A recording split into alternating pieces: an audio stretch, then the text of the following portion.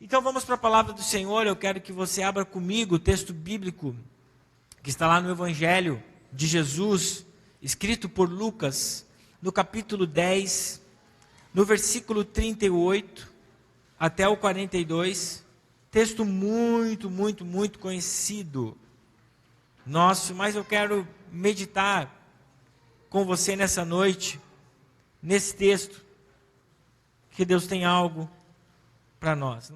O texto diz o seguinte: Jesus e seus discípulos seguiram viagem e chegaram a um povoado onde uma mulher chamada Marta os recebeu em sua casa.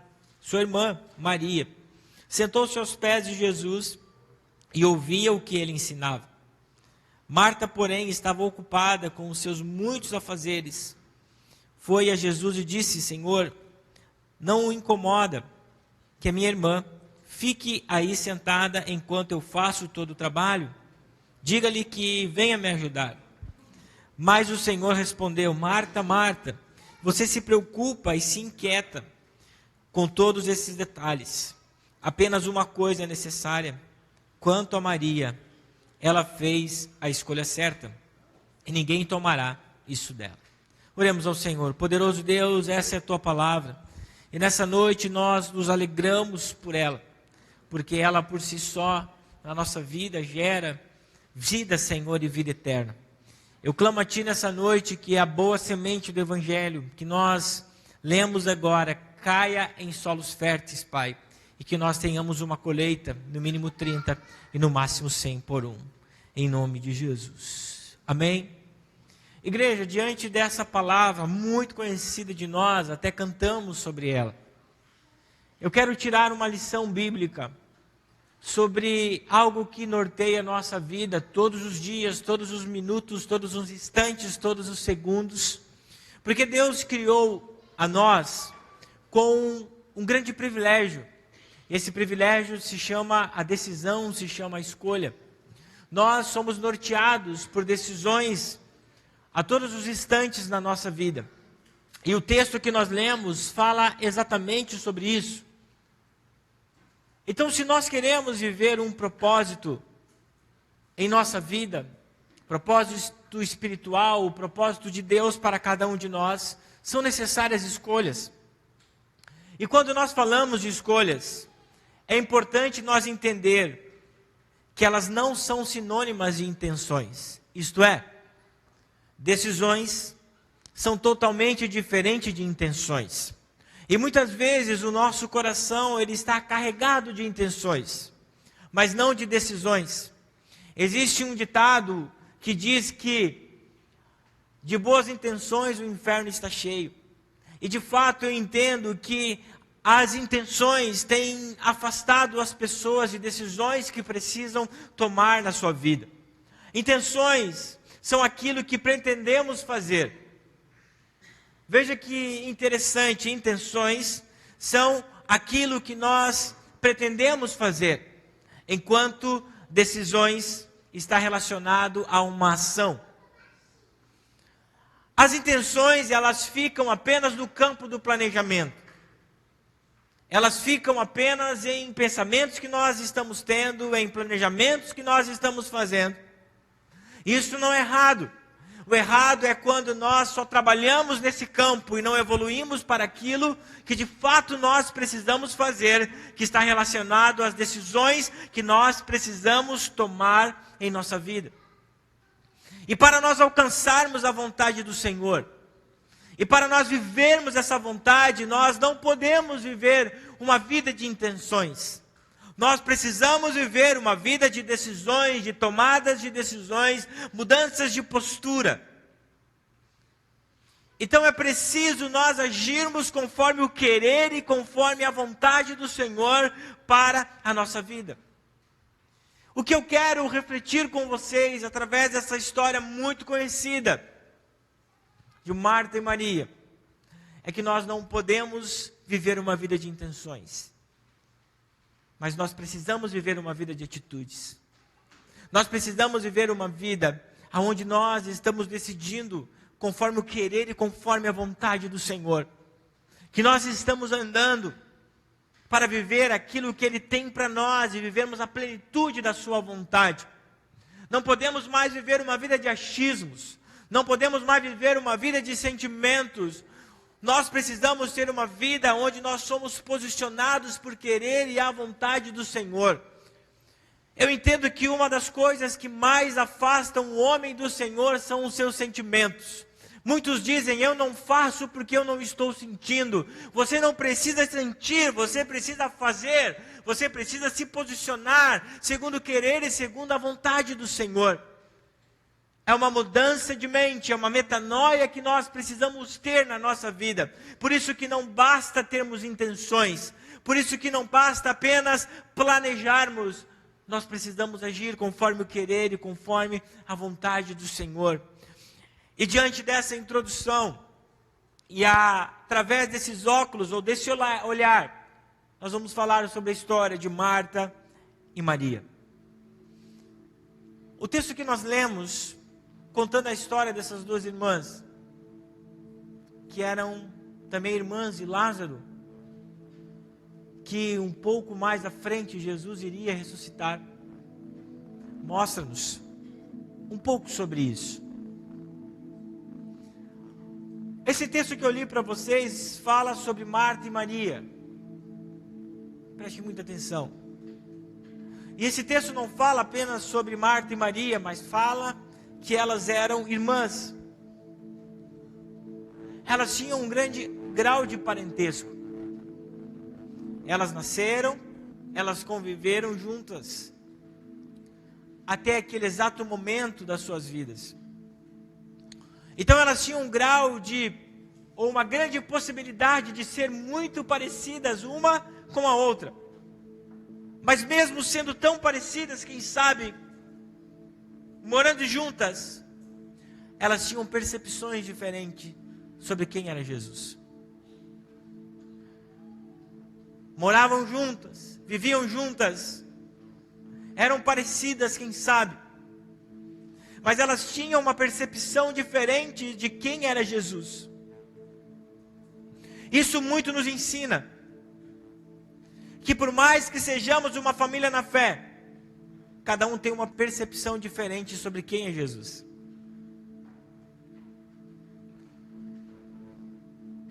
Essas irmãs, que eram irmãs de sangue, e nós que somos irmãos de fé, que ouvimos a mesma palavra, que lemos o mesmo texto bíblico, mas que quem sabe temos percepções diferentes de quem é Jesus. Quem sabe não estamos compreendendo aquilo que Deus quer para cada um de nós, conforme o seu querer e conforme a sua vontade. E nós podemos então refletir sobre esses dois tipos de pessoas, porque é isso que o texto está nos falando. Está nos dizendo sobre dois tipos de mulheres, dois tipos de personalidade, dois tipos de percepções. Mas Marcos, por que essas mulheres tinham percepções diferentes, sendo que elas tinham o mesmo ensino, cresceram na mesma casa, foram orientadas pelo mesmo pai, ouviram a mesma palavra que Jesus falou para ambas? Assim nós somos irmãos em Cristo, estamos todos os domingos aqui, sentamos ao redor da mesa, nas casas, nas nossas conexões. Por que muitas vezes nós temos a percepção equivocada de quem é Jesus na nossa vida? Se essas meninas eram irmãs, possivelmente elas tinham o mesmo pai. Certamente recebiam as mesmas instruções, elas eram judias. Mas mesmo tendo o mesmo pai ou a mesma mãe, elas tinham uma percepção diferente de vida. Elas compartilhavam a mesma cultura, uma cultura patriarcal do tempo de Jesus. Elas foram ensinadas nas leis de Moisés, mas mesmo assim, elas percebiam o mundo de uma forma diferente. Quantos estão comigo? E o ponto-chave está nessa frase que eu vou dizer para vocês. A maneira como percebemos Jesus é o que define o relacionamento que nós vamos ter com Ele. A maneira que nós percebemos Deus determina o tipo de relacionamento que nós vamos ter com Ele. A.W. Tozer diz o seguinte: aquilo que nos vem à mente quando pensamos em Deus é a coisa mais importante a respeito de nós mesmos. Isso quer dizer que a forma como vemos Deus determinará a maneira como nós vamos nos relacionar com Ele. Existem duas percepções, e é isso que o texto nos mostra. Ele não nos mostra outra coisa a não ser que eram duas irmãs, estavam na mesma casa, mas elas tinham duas percepções em relação de quem era Jesus. Nós podemos estar na mesma igreja, ficarmos 15, 20 anos, 10 anos, 1 ano na igreja, não importa. Mas a grande questão é como nós estamos percebendo Jesus na nossa vida, como nós estamos nos relacionando com Deus em nossa vida. Será que Ele vai ser apenas um Deus de final de semana? Será que vai ser um Deus apenas que eu grito quando eu estou passando por socorro? Ou de fato Ele será o nosso Cristo, o nosso Salvador, aquele com quem eu quero andar dia após dia na minha vida? A maneira que nós estamos enxergando Deus vai determinar a maneira que nós estamos nos relacionando com Ele. E é muito interessante quando nós olhamos a parábola do filho pródigo em Lucas 15, através da lente daquilo que eu estou dizendo. Porque Jesus conta uma parábola. Jesus fala sobre 2 irmãos que foram também ensinados pelo mesmo pai, que moraram na mesma casa. Entretanto, os 2 filhos tinham uma percepção diferente de quem era o seu pai. O filho mais velho via o seu pai como seu senhor. Consequentemente, ele se tornava um escravo dentro da casa do seu pai. Ele poderia ter acesso a todas as coisas do pai. Entretanto, por se sentir um escravo, aprisionado pelos seus pensamentos, pela sua alma, ele não tinha acesso a tudo aquilo que o pai poderia entregar na sua vida. Meu irmão, a grande questão nesse texto de Marta e Maria é como nós, sendo uma família na fé, não apenas uma família aonde nós estamos, mas uma família na fé universal, aqueles que creem em Jesus, que leem as Sagradas Escrituras, como nós estamos interpretando o nosso relacionamento com Ele. Como nós estamos interpretando quem Ele é para a nossa vida. Porque isso está determinando como nós estamos nos relacionando com Deus. Isso está determinando como nós estamos vivendo a nossa vida para Ele. E essas 2 percepções geram atitudes distintas também. A percepção que eu tenho sobre Jesus gera uma atitude, determina um grau de relacionamento. O versículo 39 de Lucas 10 não fala muito sobre Maria, o capítulo 10. Mas parece que o foco maior está na crítica que Maria está fazendo em relação à sua irmã Marta. Diz o seguinte: sua irmã Maria sentou-se aos pés de Jesus e ouvia o que ele ensinava. Maria está mostrando para nós uma atitude correta, a percepção correta que nós precisamos ter sobre Jesus. Está dizendo qual é a maneira que nós precisamos nos comportar diante da presença do Senhor. Termos Jesus na nossa vida como alguém que nós desejamos. Termos Jesus na nossa vida com atenção, com devoção, colocarmos como um grau de prioridade. A atitude de Maria agradou Jesus, porque Maria estava demonstrando um grau de prioridade que Cristo tinha na sua vida. Sabe, irmãos, semana passada a igreja estava lotada, não tivemos que buscar cadeiras. Muitos irmãos não vieram hoje porque estava chovendo. Aí determina o grau de prioridade que nós temos. Aí determina a percepção que nós temos sobre Cristo na nossa vida. O exemplo de Maria determina que Jesus, ele era a sua melhor escolha. Que Jesus era quem ela precisava ouvir e perceber de uma forma grande na sua vida. Só que o nosso problema é que nós entulhamos muitas coisas na frente, e Jesus sempre fica em segundo plano. Maria compreendeu que Jesus, ele era o seu maior tesouro. Por isso ela deixou todas as coisas para trás, para ouvir Jesus. E quando eu vejo essa palavra, essa história, narrada por Lucas, sobre essas duas irmãs, e quando eu olho para Maria, eu me lembro de duas parábolas que Jesus contou. Que estão no livro de Mateus, capítulo 13, versículo 44 até o 46. Jesus dizendo isso, que diz o seguinte: o reino dos céus é como um tesouro escondido, que um homem descobriu num campo, e em seu entusiasmo, ele o escondeu novamente, vendeu tudo que tinha, e com o dinheiro da venda comprou aquele campo.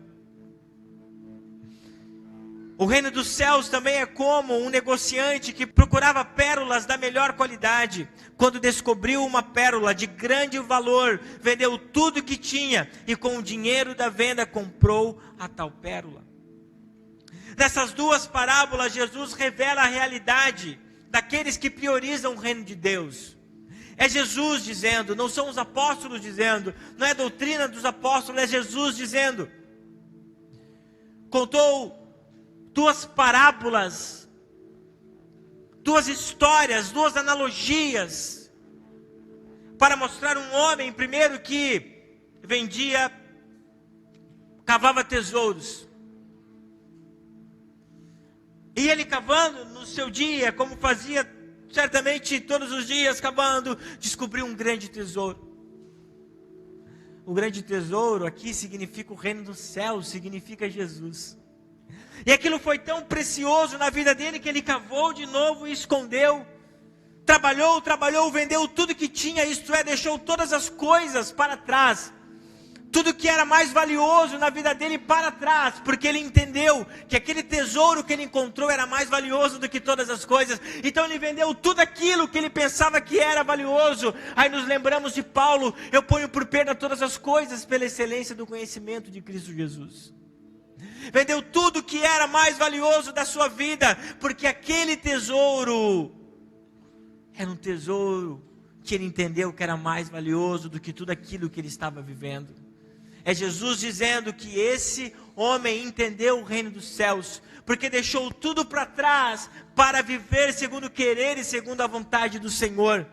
O segundo é um negociante de pérolas. Ele foi lá e achou a pérola mais valiosa da sua vida. Ele fez a mesma coisa, ele vendeu, ele deixou tudo para trás. Ele entendeu que nenhuma outra pérola era mais valiosa do que aquela. Jesus está falando sobre prioridade. Jesus está falando sobre aqueles que entendem realmente o que vale a pena na sua vida.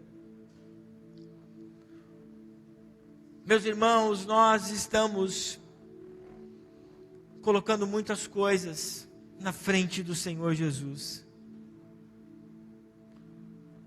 William Buckley fala que estar no reino de Deus é aceitar e cumprir a vontade de Deus para a nossa vida. E a vontade do Senhor é que nós venhamos amá-lo sobre todas as coisas. E Maria escolheu a boa parte. Maria escolheu a melhor parte, porque ela entendeu que naquele momento tudo que poderia acontecer na sua vida não era tão valioso como estar aos pés de Jesus. O versículo 40 traz um contraste. Marta, porém, vai mostrar uma adversidade aqui. Marta, porém, estava ocupada com seus muitos afazeres.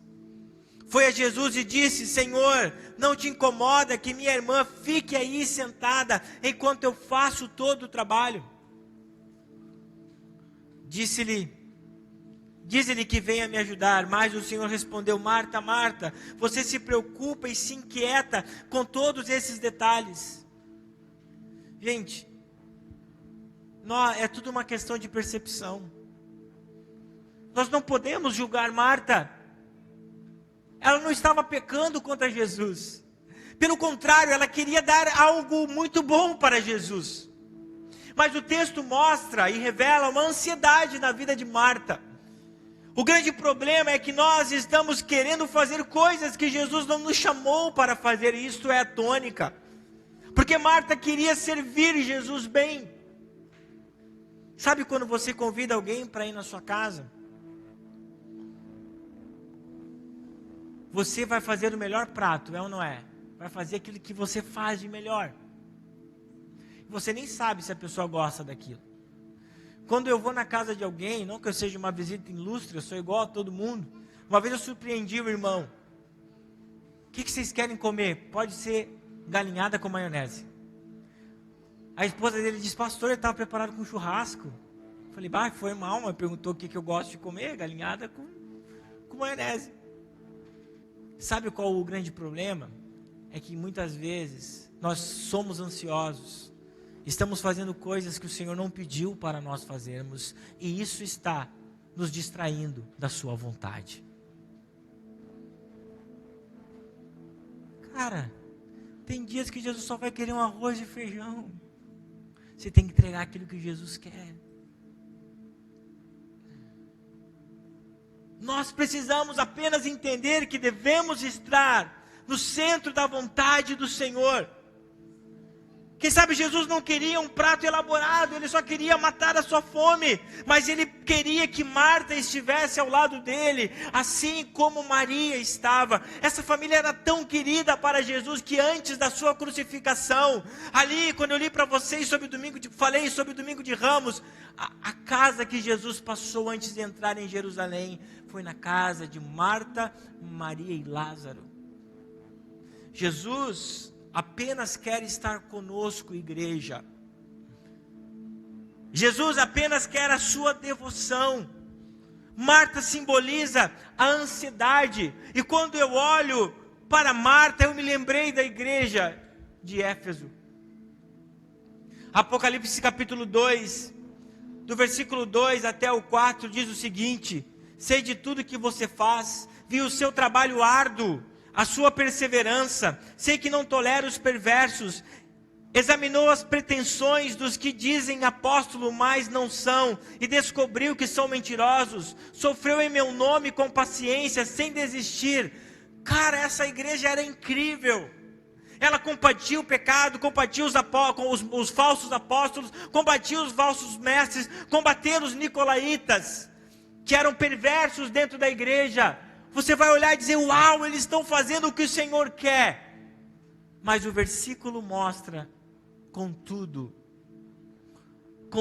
é uma reprovação. Eu tenho contra você uma queixa: você abandonou o amor que tinha no princípio. Marta é como se fosse a igreja de Éfeso. Estava fazendo tudo, quem sabe de uma forma certa. Mas Jesus não queria aquilo. Jesus queria que Marta devotasse a Ele todo o seu amor, toda a sua dedicação, todo o seu ser, tudo o que ela era. Esse texto fala que Marta estava sendo uma religiosa, mas ela não estava entregando de fato o coração dela para o Senhor Jesus. Igreja, o que o Senhor quer de nós é que nós entendamos que Ele precisa ser o nosso primeiro amor, que Ele precisa ser a nossa prioridade. não faça as coisas sem o amor. Marta mostrou a ansiedade que tinha no seu coração. Marta mostrou que o seu coração não estava conectado em Jesus como o da sua irmã. Aí Jesus disse para Marta: Marta, Marta, Marta, Marta, apenas uma coisa é necessária. É como se Jesus estivesse dizendo a ela: Marta, Marta, relaxa, calma.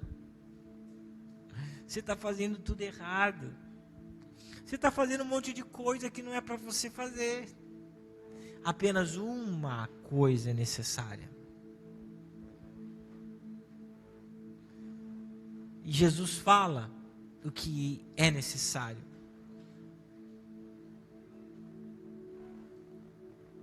Quanto a Maria, ela fez a escolha certa.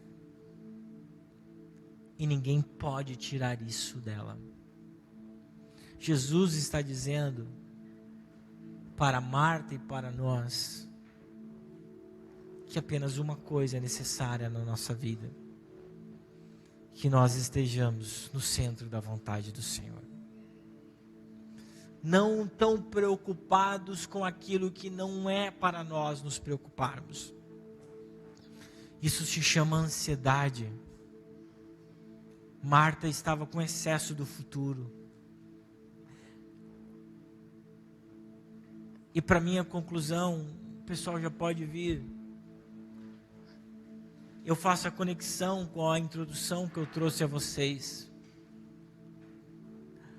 Existem muitos irmãos que estão vivendo uma vida fora do propósito de Deus, por não estarem fazendo aquilo que o Senhor chamou você para fazer. Porque você entulhou tantas coisas na frente de Jesus, e dizendo: não, eu estou fazendo para Ele. Mas eu pergunto para você: Ele pediu para você fazer isso? Como está o seu amor? Como está a sua conexão com Jesus? É mais importante do que qualquer outra coisa. Apenas uma coisa é necessária. E essa coisa necessária é estarmos aos pés de Jesus. É nós estarmos amando Ele de todo o nosso coração. É nós entendermos que, por intermédio de Jesus, Ele fez de Deus o nosso Pai. E nessa noite, nós precisamos voltar para o centro da vontade do Senhor.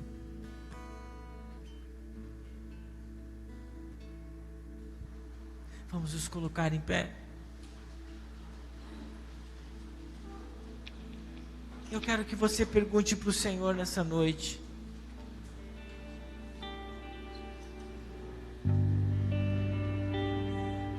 como você está?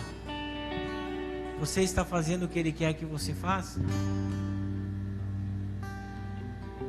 Você está mudando o foco da sua vida? Cara, Jesus já te falou o que Ele quer. Meu irmão, Jesus já te falou o que Ele quer.